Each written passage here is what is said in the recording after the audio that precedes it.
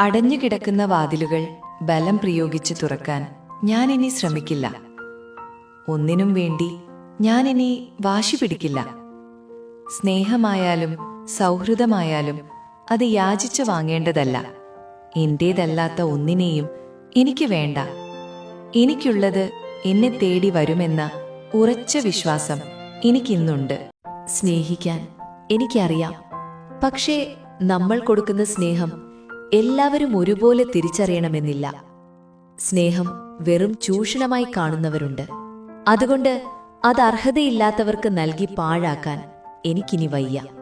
ആരോടൊക്കെ എത്രമാത്രം അടുക്കാം എന്നതിൽ എനിക്കിന്ന് വ്യക്തമായ തീരുമാനങ്ങളുണ്ട്.